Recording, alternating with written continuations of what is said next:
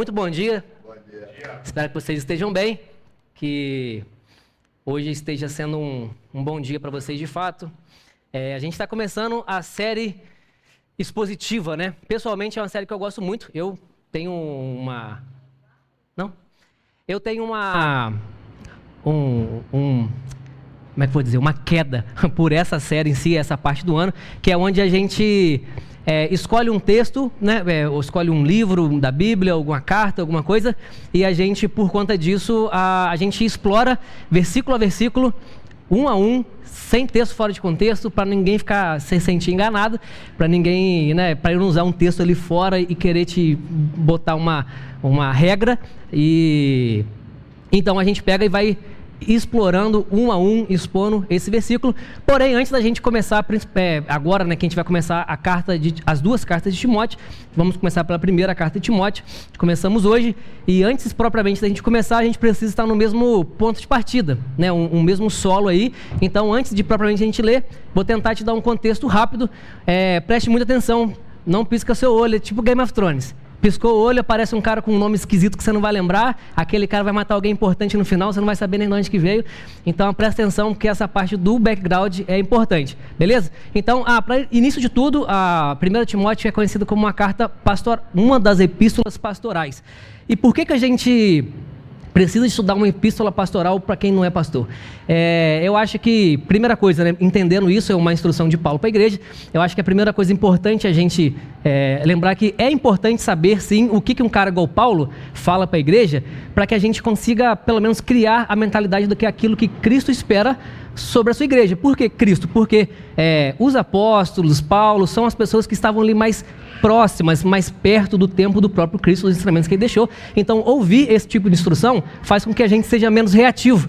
E a gente passa a não mais viver esperando, vindo para a igreja, sentando, esperando alguém dar uma instrução para você, o que você pode fazer, o que você não pode fazer. A gente começa já, quando a gente entende a mentalidade, a gente começa a ficar encharcado sobre a visão, e aí a nossa vida do dia a dia começa a ficar de forma orgânica. A gente começa a reagir de forma orgânica de acordo com aquilo que Cristo espera da gente.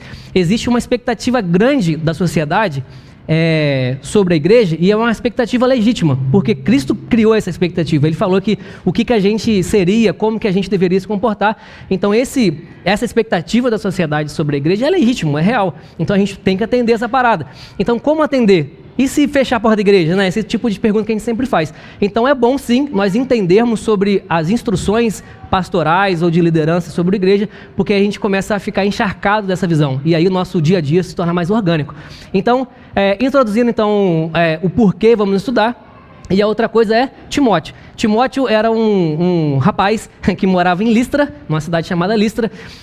É uma cidade pequena, um lugar né, pequeno, poucas pessoas, todo mundo mais ou menos conhecia a maioria das pessoas. E Timóteo, por si só, era imigrante. E por ser imigrante, a gente sabe como é que é a vida de imigrante, a gente vê muito nos filmes, né? Esses dias eu vi um vídeo de um cara que falou, lá dos Estados Unidos, que falou que foi arrumar o telhado da casa dele. Aí quando ele foi arrumar o telhado da casa dele, veio um tal de Howard, de Boston. Aí falou assim, que tipo de americano vai arrumar meu telhado, pô? Você está roubando o emprego do imigrante. Esse é um tipo de serviço para Javier, do México, pô. E aí a gente sabe por quê? Porque o imigrante, ele trabalha mais pesado, ele faz mais força, ele sofre mais, ele é mais excluído. A vida do imigrante não é uma vida fácil, né? Não é uma vida simples. Então, Timóteo tinha uma vida, ele era imigrante, ele era filho de mãe judia, filho de pai grego, então ficava naquele meio. Ele não era muito aceito na comunidade por conta disso. Grego demais para ser aceito na comunidade judaica, judeu demais para ser aceito na comunidade grega, e aí aquele sentimento aí já dá um tapa aí. Esse sentimento de repente, de não pertencimento de Timóteo naquela comunidade, de repente fazia com que Timóteo fosse um cara mais excluído, mais sozinho, mais na dele. O que de repente pode ter, naturalmente, desencadeado também ser uma pessoa mais tímida, mais na dele, mais retraída. Porque ele não era muito aceito em todo mundo, né? Muito aceito por todo mundo. E eu acho, aí já é minha licença poética, minha interpretação, eu acho que isso possa ter sido, sim, um dos fatores que motivaram Timóteo a se aprofundar nas Escrituras. Tanto porque ele era mais recluso da comunidade, quanto, ao mesmo tempo, por esse sentimento de não pertencimento, de repente ser um motivador de brigar contra isso, de ficar de frente contra isso. O sentimento de não ser parte de alguma coisa fez com que ele, de repente, se aprofundasse mais nas Escrituras. Isso tudo, de repente, também, aí também a minha interpretação, lendo as histórias, é associado às observações da própria vida de Paulo. Paulo, por exemplo, ele pregava muito naquela cidade de Listra. Inclusive, um dos grandes momentos ali da pregação de Paulo foi em Listra, quando ele foi para Listra, foi pregar, curou o coxo, botou o gentio no templo e a galera começa a apedrejar ele, apedreja até acreditar que ele estava morto, joga ele para fora dos muros da cidade. Paulo, para nossa sorte, não morreu naquele apedrejamento, e então ele vai embora e, com certeza, uma cidade pequena, pessoas comentando o que estava acontecendo. Provavelmente, muito provavelmente, aquela história também ficou no conhecimento de Timóteo, o que também, junto com aquilo, pode ter sido um outro motivador, do tipo, como que alguém tão destemido pode pregar e ser tão para frente e acreditar tanto no seu chamado, mesmo que isso custe a própria vida dele, isso podia custar a própria vida dele. Então, pode sim ter sido motivador. Então, acho que aliado ao comportamento dele na sociedade, junto com a vida de Paulo que ele observava e de repente era uma inspiração para ele, essas coisas podem ter sido motivadores para que Paulo se tornasse o que tornou. Na história de Paulo, a gente vê que não está escrito, mas um cálculo ali de repente próximo sobre as viagens missionárias de Paulo. Já na sua segunda viagem missionária, a primeira foi essa que ele foi apedrejado, já na sua segunda viagem missionária, Paulo ele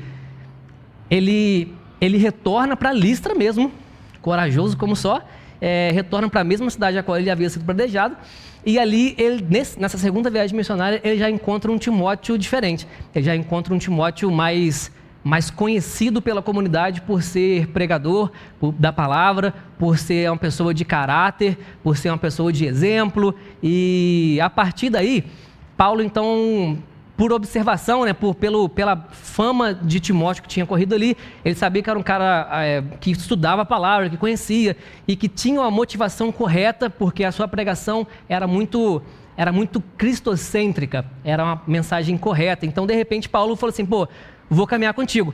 Então, a partir daí, Paulo então chama Timóteo, faz dele seu discípulo, e então Paulo começa a sua trajetória junto com Timóteo. A partir daí, Paulo e Timóteo começam a ser então essa dupla, né, de discípulo e discipulador, e enfim, por muitos anos eles caminharam junto e tiveram essa relação de discipulado, e Paulo ensinando Timóteo nas suas viagens missionárias nas igrejas que ali existiam, várias igrejas, Paulo ia, Timóteo ia junto, ia aprendendo, ia pregando, pega um negócio ou outro, ensina, observa Paulo, e ele vai se tornando ali esse aprendiz de Paulo. Em uma das suas viagens missionárias, né, Paulo estava indo em direção à Macedônia, para a cidade de Filipos, Galácia, e nesse meio do caminho, não sei muito bem historicamente ali, tempo, como é que era, mas em algum momento ele estava com destino à Macedônia, porém ele ficou sabendo que a igreja de Éfeso estava uma igreja totalmente viajando. A igreja de Éfeso estava perdendo a linha, estava totalmente fora de Cristo, não só vamos dizer assim, uma igreja fraca, não era que era uma igreja fraca, ou não era que era uma igreja enfim, que estava, sei lá, com um trabalho meio diferente, era pesado, era a ponto de Paulo falar o seguinte, eu preciso de urgentemente ir na igreja de Éfeso, porque tem uma parada de Cristo demais, estão ensinando uma parada muito errada, a galera está virando a essência da igreja para um outro lado, que não é Cristo, e não é aceitável uma igreja não estar com Cristo no centro do seu foco. Mas ele tinha um compromisso em Macedônia, o que ele faz então? Ele envia Timóteo, fala assim, Timóteo, agora é a hora, segura essa peteca, você andou muito tempo comigo já, agora você está maduro, está suficiente aí, está pregador, está mandando ver, é sua vez, manda ver. E aí ele então envia Timóteo e continua a sua jornada ali para Macedônia. E aí, para que Timóteo de repente não ficasse tão sozinho na sua primeira missão, né? A primeira, era tipo o Bruno veio cantar aqui domingo passado. Caraca, eu vou cantar, sei o quê. Aí disse, não, a Thaís vai cantar contigo, tá tranquilo. Né? Aí ele ficou mais seguro, não, a Thaís, uma cantora profissional do lado dele. Então ele ficou mais, aí ele ficou mais tranquilo, não, agora sim, pô. E era mais ou menos assim, ele estava inseguro, a primeira missão sozinho e tal. Aí ele falou assim, vou mandar, então, a partir daí, uma carta. Vou te mandar uma carta com algumas instruções para que você, já que vai sozinho, pelo menos tenha a base daquilo que eu acredito que deva ser, sobre o que está acontecendo em Éfeso, e algumas instruções sobre o que você vai fazer quando chegar lá na igreja de Éfeso. Carta essa que hoje nós chamamos de primeira carta a Timóteo, que é o que a gente vai ler hoje. Vamos começar a pregação então, né? Então, beleza, todo mundo no mesmo... Hã? Pode piscar agora. Então, beleza, todo mundo no mesmo chão, todo mundo entendendo mais ou menos a vida em si de Timóteo, todo mundo entendendo da onde que era, quais eram as motivações, aonde que o quanto que foi caminhado para chegar até nesse ponto. Eu acho que agora a gente parte do mesmo chão, né? De uma mesma base. E aí a gente vai ler 1 Timóteo, quem tiver aí a sua Bíblia, abrir junto com a gente. Se não tiver, você vai ficar abafado, porque a série expositiva a gente vai expor e vai ter que ler, né? Mas beleza, pega a sua Bíblia então, a gente vai ler a carta de 1 Timóteo. E quais os versículos nós vamos ler? Todos, pô, que a gente lê a Bíblia aqui, pô. Vamos ler todos os versículos, mas vamos lá devagarzinho. Versículo número 1. Vamos começar então 1 Timóteo 1:1. Paulo, apóstolo de Cristo Jesus, por ordem do nosso Senhor Deus, nosso Salvador, de Jesus Cristo, nossa esperança. Timóteo, meu verdadeiro filho na fé, graça, misericórdia e paz da parte de Deus e de Cristo Jesus, o nosso Senhor. Nessa parte especificamente, entendendo que Paulo, afinal de contas, já tinha uma caminhada grande com Timóteo, já conhecia, já não tinha tanta formalidade mais, eu entendo que não tinha motivo para tamanha apresentação, né, Paulo, apóstolo do Senhor, se não fosse para que seja uma carta. De repente, aí a minha percepção, tem linhas que acreditam nisso, tem linhas que não, mas eu acredito que é uma linha que a escrita, a semântica dessa carta, a forma com que ela se apresenta e principalmente como ela se inicia, parece não ser uma carta pessoal para Paulo, mas sim uma carta a Paulo, mas uma carta aberta, que de repente ele deveria, em algum momento, ler aquela carta de frente para a comunidade.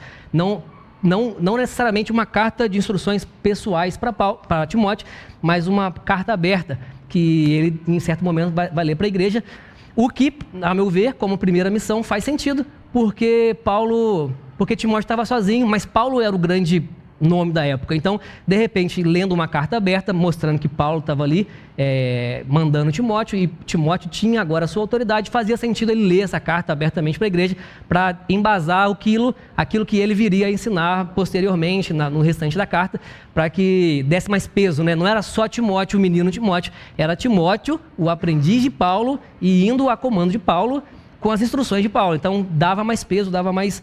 Então, esses 2 primeiros versículos me mostram essa parte aí. E a gente começa, versículo 3. Partindo então para Macedônia, que a gente tinha falado, né, era o caminho, te pedi que ficasse em Éfeso para ordenar a certas pessoas que não mais ensinem doutrinas falsas. Se existe uma doutrina falsa, é porque tinha uma doutrina verdadeira, né? Então, qual que era essa doutrina verdadeira? Eu acho que, assim, resumindo, para a gente entender mais claro, seria o seguinte: a galera está ensinando um ensino de Deus diferente. Teologia ruim, para a gente ver a importância da teologia. Precisamos ser teólogos? Não, mas precisamos ter uma boa base teológica, porque é isso que a nossa fé está baseada. A gente está afirmando a nossa eternidade em cima de uma fé que não faz sentido algum se a gente botar a nossa vida, da nossa família, em cima de algo que eu desconheço. Então, teologia é importante. Saber das coisas de Deus é importante. Então, a galera está viajando, teologia ruim, versículo 4. E aí, e também que deixem de dar atenção a mitos, genealogias intermináveis, que causam controvérsias em vez de promoverem a obra de Deus, que é pela fé. O que afinal estava acontecendo na igreja de Éfeso? Eu vejo que existiam umas motivações muito erradas, né? Tinha, por exemplo, legalismo. Legalismo estava muito forte. Legalismo é não só a observância, mas a busca do cumprimento da lei em si, né? E aquele legalismo, a vontade o ensino de fazer com que cumprir a lei era o correto, porque cumprir a lei é o que te mandava para o céu, esse tipo de ensino já começou a tomar o lugar do ensino de Cristo, que era através da fé, através da graça. Então, legalismo era um problema para Paulo. Assim, galera, para com essa observação de lei, com esse, vocês não vão conseguir cumprir. E a lei está começando na igreja de Éfeso a tomar o lugar da graça, tomar o lugar que era de Cristo. Fora o legalismo, ele fala sobre discussões de genealogia intermináveis. O problema não é estudar genealogia. A gente, um tempo atrás, que teve uma palavra até do Fabão, né, que genealogia não é chata, que vocês devem lembrar.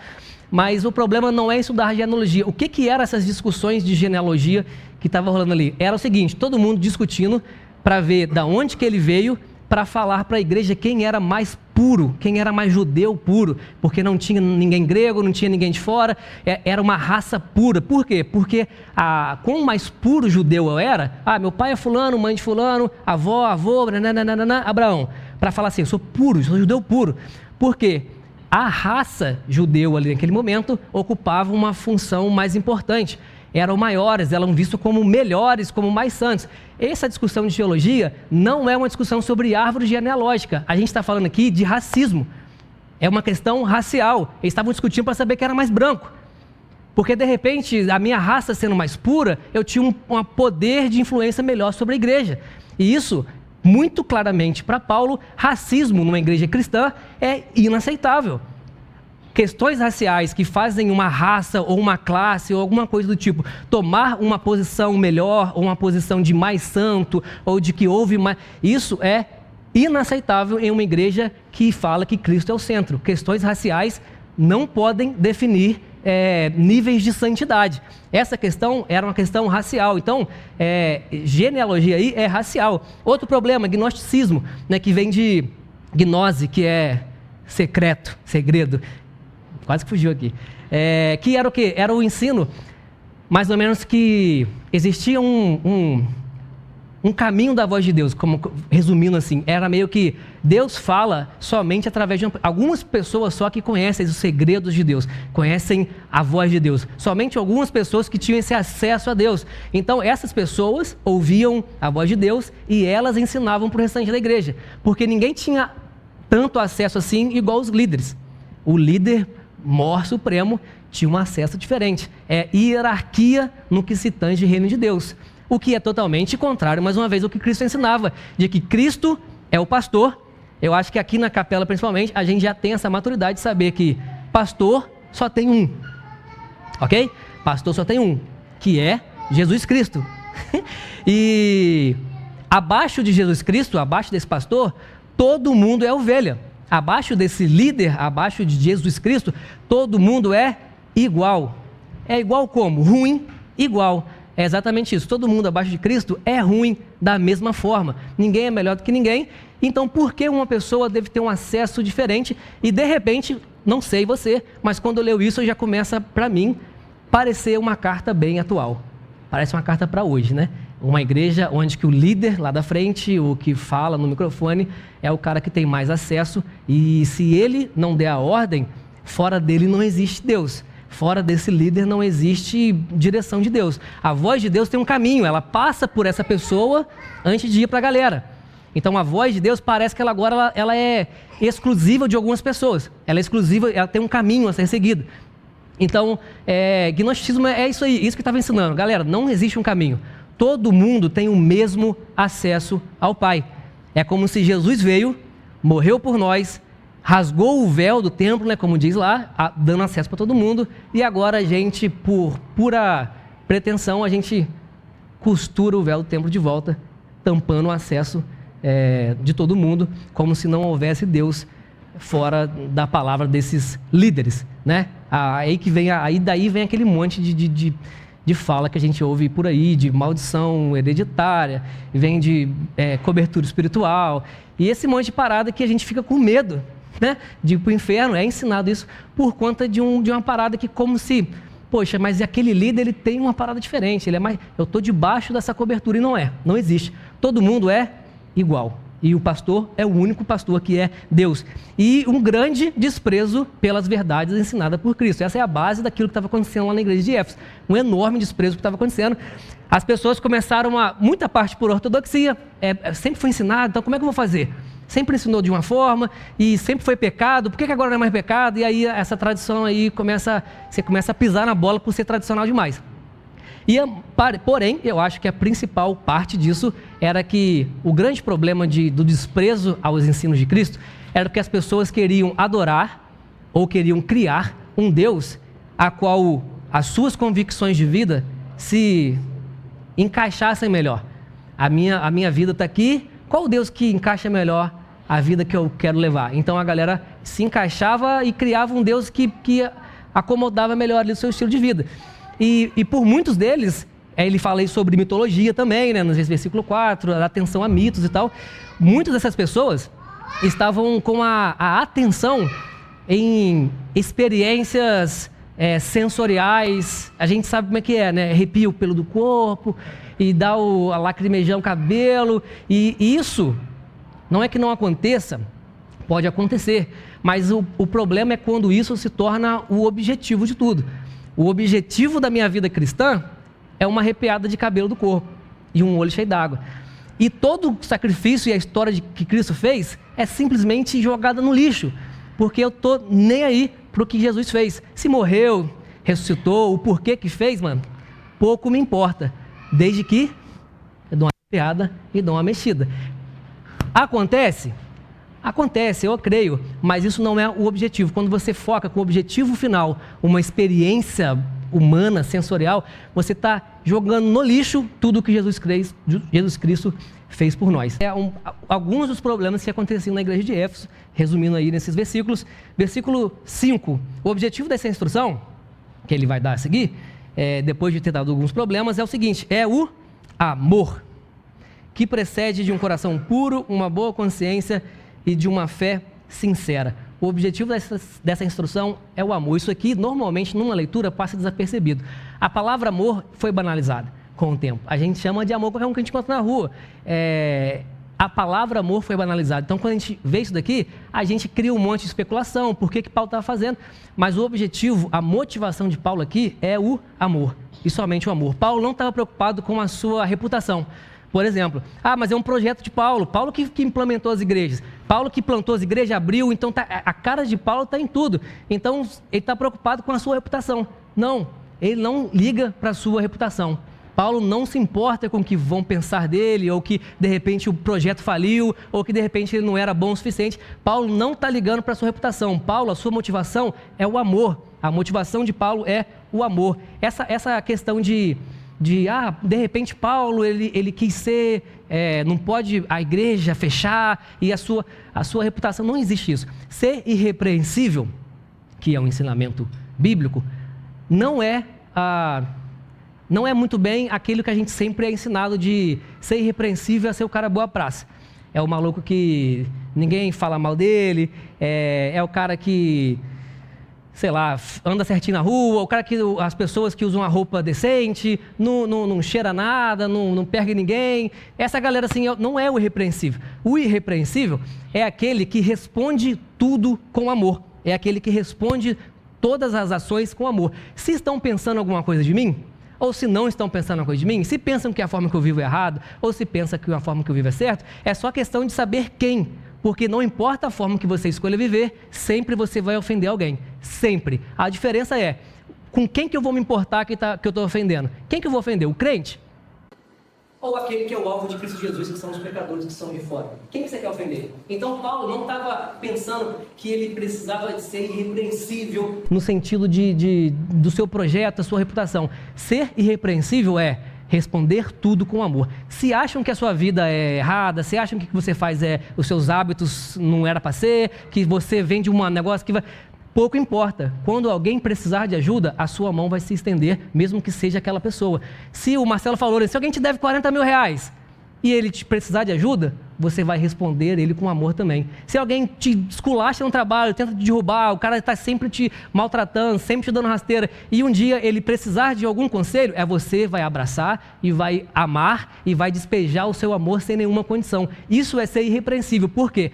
Por mais que falem o que quiser da minha vida, pouco importa, mas ninguém vai poder falar que a minha mão não está estendida para ajudar aquele que precisa. Isso é ser irrepreensível, não é ter uma boa praça pela parada. Mais uma vez, todo mundo vai se ofender com alguma coisa que você fizer.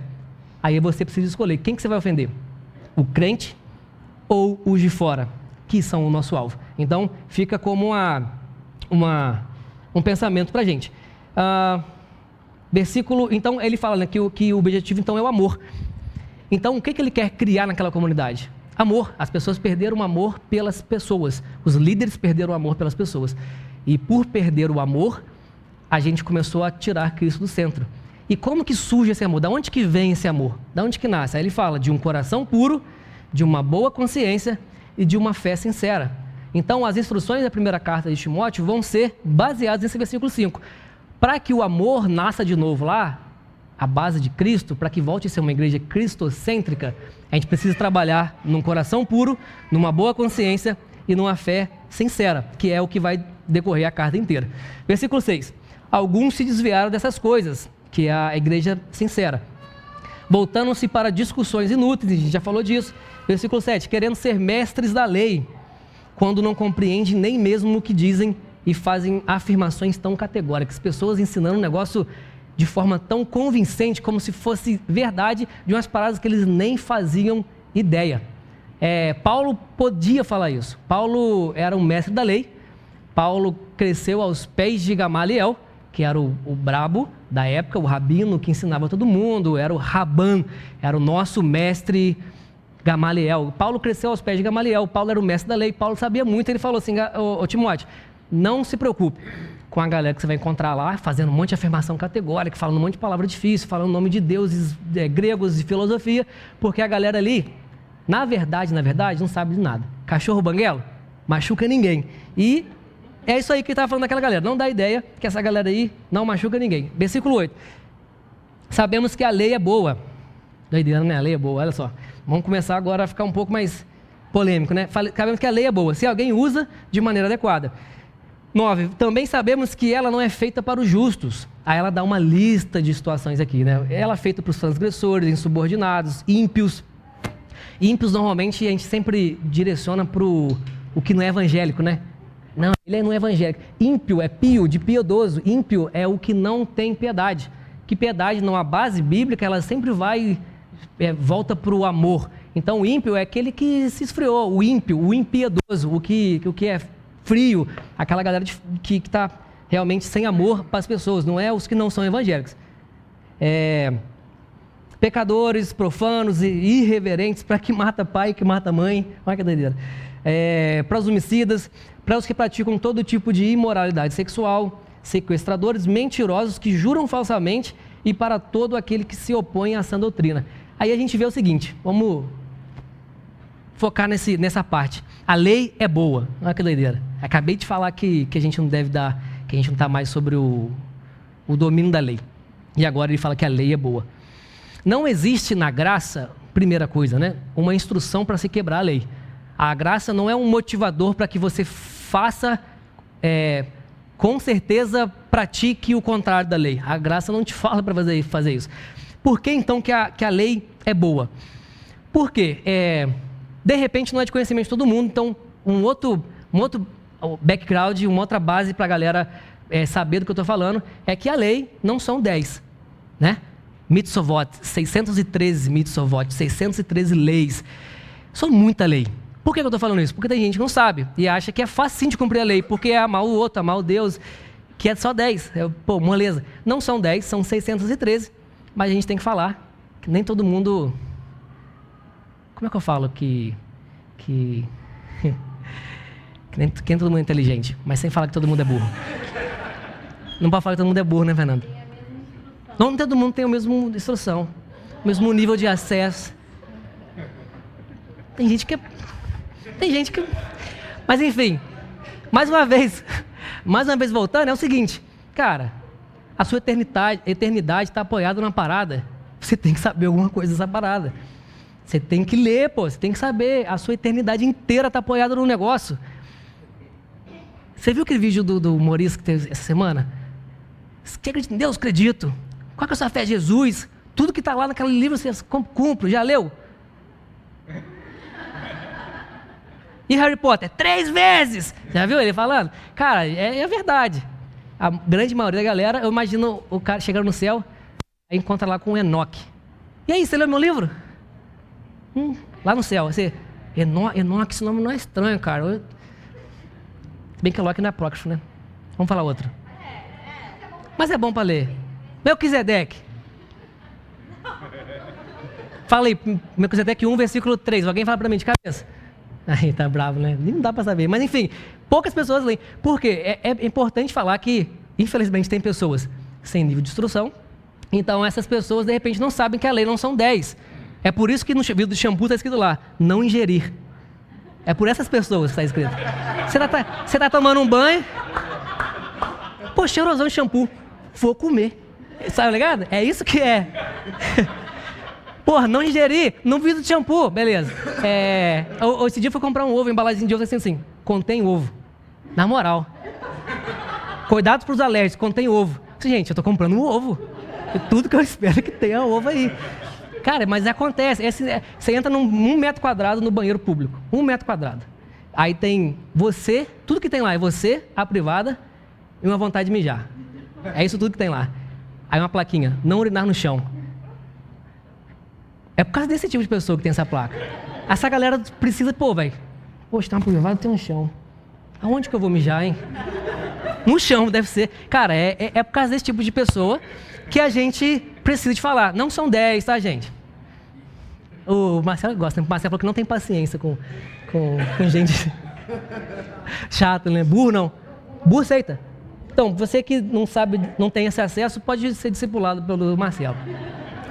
613. Então, tipo assim, por que a lei é boa, então? Que a gente chega num ponto de seguinte, de observando a lei, a gente vê que é o seguinte, existe um livro de instruções, um monte de instruções, que vai falar para você a forma que você deve viver, a forma que você deve agir, as coisas que você deve comer, que você deve vestir, enfim, 613 coisas que você deve fazer, porque senão você vai para o inferno.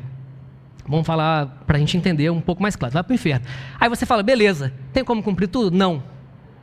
Quem é de exatas aí? Eu sou de exatas, então já começa na hora. Se você não cumprir, você vai para o inferno. Não é possível cumprir. Logo, estamos todo mundo no inferno. Amém? Vamos embora, já que não tem nada que fazer, vamos fechar a porta e viver a nossa vida. Então, cara, a gente não consegue cumprir a lei. Não é possível e está escrito e ninguém conseguiu e ninguém nunca vai conseguir a perfeição de cumprir todas as leis que regem uma vida, sei lá, ética, de repente, uma vida que vai te levar para o céu. E justamente por observar a lei, a dificuldade e a forma que é impossível nós alcançarmos, nós chegamos então a uma base e um consenso de que nós precisamos de um Salvador. Por observar a lei e saber que nós nunca alcançaríamos, nós entendemos, nós precisamos de um Salvador. A gente nunca vai conseguir. O mundo não pôde salvar-se a si mesmo. A gente precisa de um Salvador.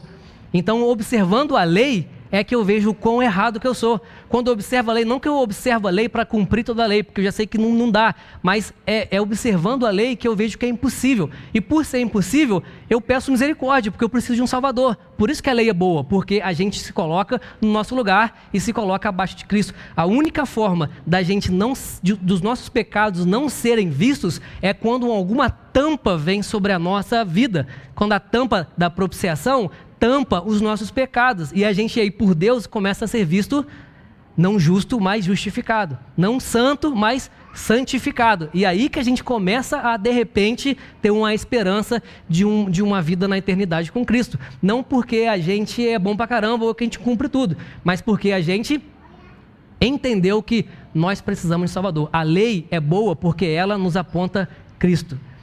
No mesmo Paulo ele fala em Gálatas 3, que é o seguinte, assim a lei foi o nosso tutor até Cristo, para que nós fôssemos justificados pela fé. Agora, porém, tendo chegado à fé, não estamos mais sob o controle do tutor.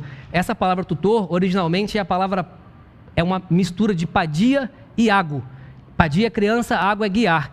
Era guiar uma criança, padia, ago, pedagogo. É o nosso pedagogo que vem dessa origem. Então, a lei, ela é um pedagogo que instrui a criança, que leva a criança que antes era imatura. Mas ao chegar à maturidade, tendo chegado à fé, tendo chegado à maturidade, entendendo quem Cristo é, nós não estamos mais sob o controle do pedagogo. Nós, enquanto criança que ainda não conhecíamos a Jesus Cristo, nós precisávamos ser guiados por algum pedagogo de alguma forma, na nossa imaturidade. Porém agora, após a chegada de Cristo, nós alcançamos a fé e agora, por isso, nós não estamos mais no controle do pedagogo, porque agora nós entendemos a maturidade da fé. Nós entendemos que nós agora somos vistos, só somos vistos através da tampa que está sobre a gente, que é Cristo. Então, a lei, ela passa a não ter poder sobre nós. Ela não é mais um alvo para que a gente cumpra tudo que ali está escrito. Mas sim, a gente muda o foco para estar em uma posição de humilhação. Porque nós precisamos de Cristo. Porque a misericórdia de Deus é a única causa de nós não sermos consumidos. Por isso que a lei é boa, né? Ela aponta para Cristo. É o único motivo pelo qual a lei é boa, não o seu cumprimento, na tentativa do seu cumprimento. Versículo 11, essa sã doutrina, e agora é maneiro, do versículo 11 até o 16, eu vejo, pessoalmente, quando eu leio, 2 blocos terminando essa carta, que é do 11 ao 16 e depois do 18 ao 20, porque o 17 parece que nem era para estar aí, mas a gente vai chegar lá. Do 11 ao 16, tem uma certa parte da carta que eu vejo um comportamento de Paulo, nessa instrução de Timóteo, que traz uma consciência muito importante para a igreja. Olha só, do 11 para frente fala o seguinte: essa sã doutrina se vê no glorioso, arrebentou agora. Essa sã doutrina se vê no glorioso evangelho que me foi confiado, o evangelho do Deus bendito. Eu dou graças a Deus Jesus Cristo, que me deu forças e me considerou fiel. Olha quando ele começa, ele fala que dá graças ao Senhor, porque deu forças para ele e considerou ele mesmo fiel, designando-me para o ministério. E ele agradecendo por essa graça de ser designado para o ministério e ser considerado fiel. Versículo 13, a mim, Paulo falando, que anteriormente eu fui blasfemo. Foco no blasfemo aí. É muito maneiro essa parte. A gente vai chegar mais para frente, mas essa palavra, ela sempre trouxe muito medo, na forma geral, na igreja. E a gente já tem ouvido, se você blasfemar, vai para o inferno, com o Espírito Santo e tal. Enfim, é um assunto, de repente, para a gente se explorar um outro momento, mas a pergunta que sempre vem na minha cabeça é o seguinte: que tipo de ação eu, ser humano, posso fazer que pode ser maior do que a graça? Enfim, a gente vai falar isso mais para baixo, mas vamos continuar. Eu que fui blasfêmio, perseguidor insolente, mas alcancei misericórdia, porque eu que fiz por ignorância e por incredulidade. Aqui a gente vê um blasfemo alcançando misericórdia. É legítimo o entendimento, o estudo sobre blasfemar contra o Espírito Santo, aquele negócio todo. Mas, na verdade, quando eu vejo que um blasfemo alcançou misericórdia, quando eu entendo sobre graça, eu começo a me questionar muito seriamente, ainda me questiono e, enfim, de repente essa vai ser uma dúvida que eu vou ter que perguntar para Deus lá no céu. Mas eu sempre fico pensando, que tipo de ação que eu posso fazer que pode ser maior do que a graça? Que tipo de escuridão eu posso carregar?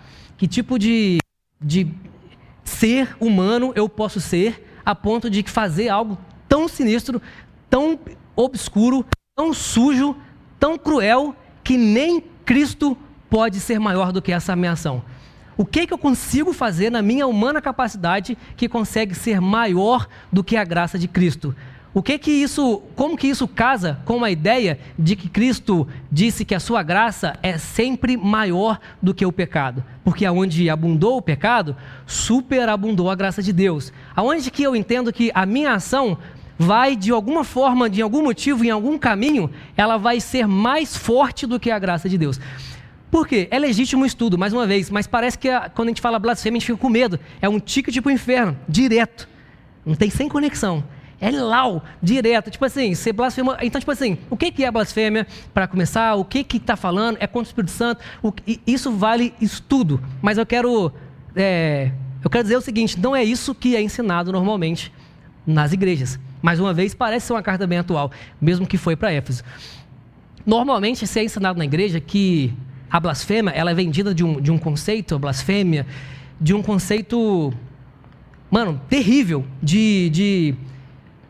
como é que eu posso dizer? Ela é vendida como um medo.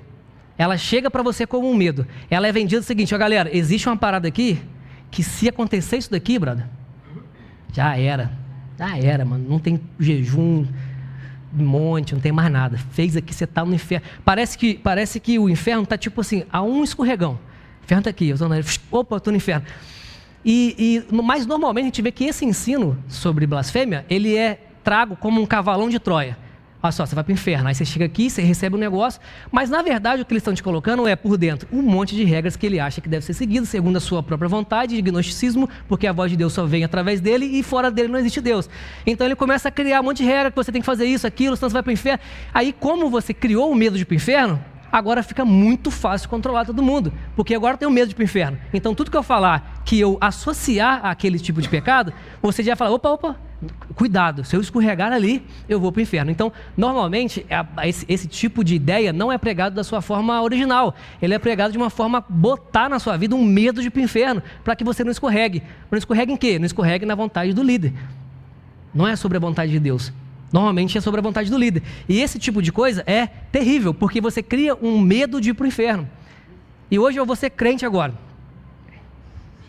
Vou ser crente agora no que eu vou falar agora. Eu quero trazer uma libertação para vocês agora. Cara, entre a sua capacidade de pecar e a sua capacidade de ir para o inferno, existe um abismo gigante. Não é um escorregão, é um abismo gigante. A sua capacidade de ir para o inferno é a mesma capacidade que você tem de ir para o céu. Nenhuma. Então, fica na mão de quem? De Jesus, mano. Você está dependente demais. Eu vou te falar uma outra parada. Medo de ir para o inferno é não confiar em Deus. Porque Deus veio para quê? Deus veio para salvar pecador. E aí a gente acredita no que a gente quer. Ele conseguiu ou ele não conseguiu? Versículo 14 ele continua. Contudo, a graça do nosso Senhor transbordou sobre mim, juntamente com a fé e o amor que estão em Cristo. Maneiro, os 3 primeiros versículos ele fala sobre quem ele era. Pecador, não sei o quê, e agora ele começa a falar o seguinte. Contudo, a graça veio sobre mim. Pecador como era mesmo assim, mas ela veio sobre mim.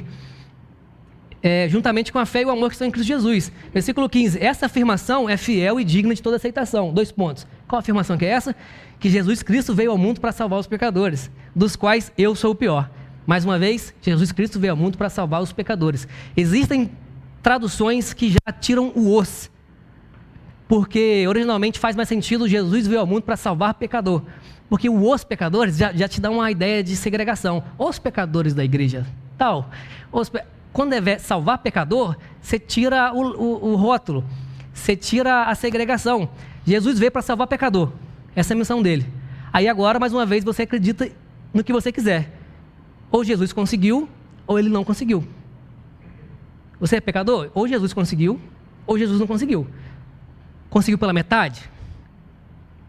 Acho meio difícil. Jesus conseguiu realizar a missão dele? Sim ou não? Aí você pensa contigo para saber se ele conseguiu ou não salvar o pecador. Aí a gente começa a entender a abrangência dessa graça. Versículo 16. Mas por isso mesmo, olha só o blasfemo aí, eu alcancei misericórdia, para que em mim, o pior dos pecadores, hein? Jesus Cristo demonstrasse toda a sua grandeza e sua paciência, usando-me como exemplo para aqueles que haveriam de crer para a vida eterna. Vamos lá, eu, de fato, minha percepção semântica da carta escrita, eu acho que a carta acabaria aí. Pum, ponto. Mas o que eu... Aí, licença poética, é minha interpretação, não leve isso como uma regra para a sua vida, estou compartilhando o que eu penso. Eu acho que a carta acaba aí. E de repente, pode ver que faz todo sentido quando você lê a gramática ali, que vai acabar aí. Mas olha só que maneiro, de repente ele pega o 17 e fala um negócio totalmente fora do que estava na sequência. Parece que ele estava 2 meses depois e eu vou escrever o 17 agora. E tipo assim, totalmente fora daquele ritmo da escrita.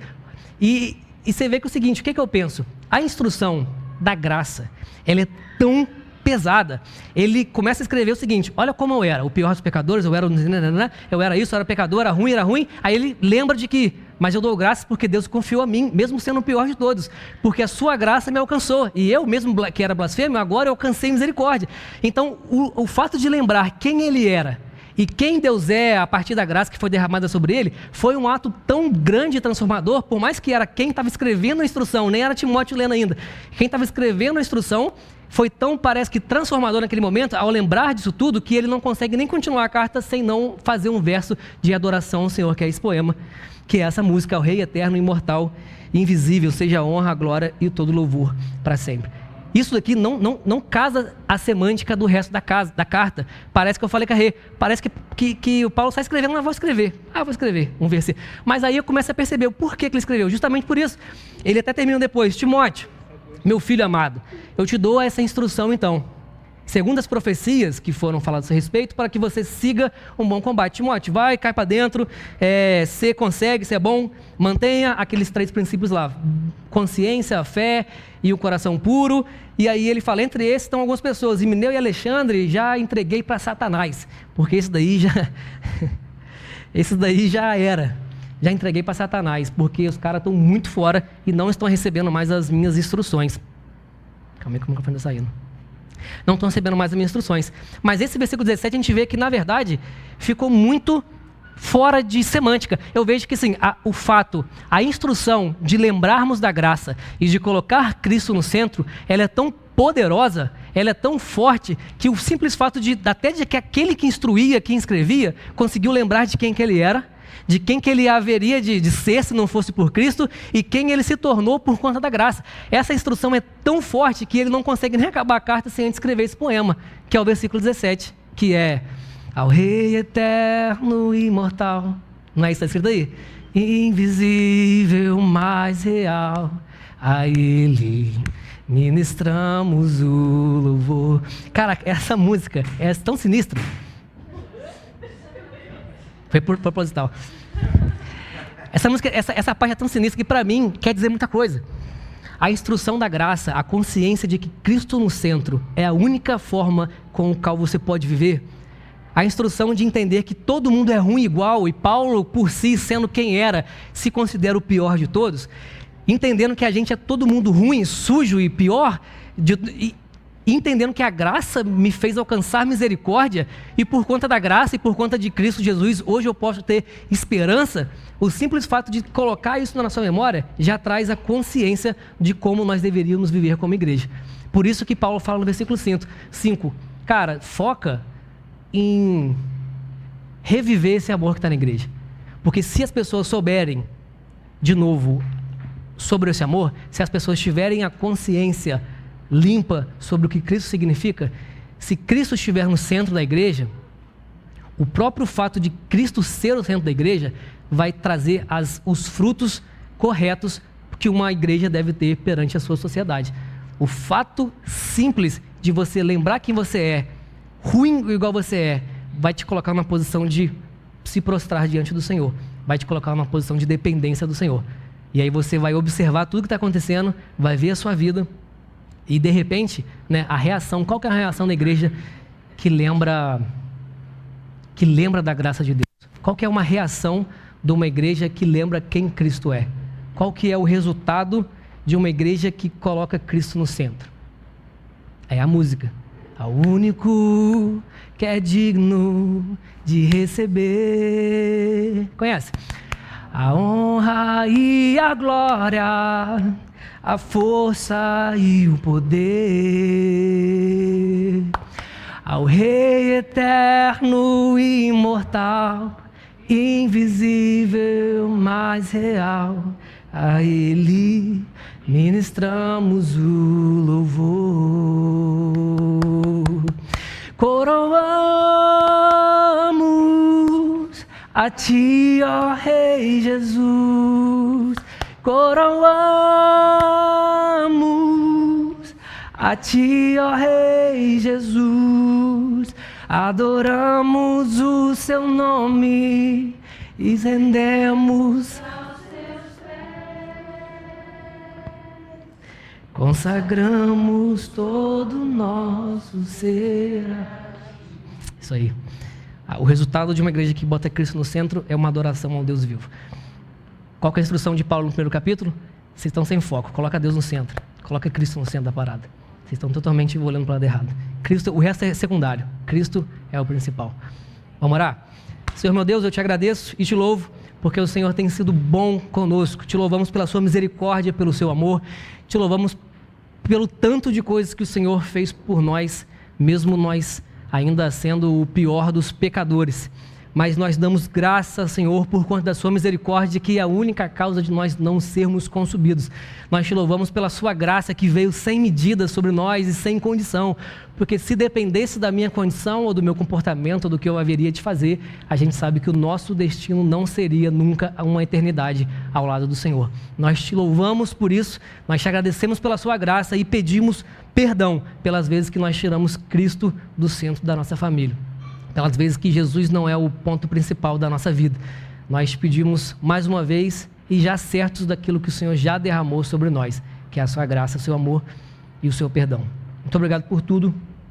Amém. Galera, domingo que vem, o segundo episódio dessa série, então espero vocês aqui, não dá mole, que se perder uma, você vai faltar a sequência para outra, então domingo que vem, estamos aqui, valeu!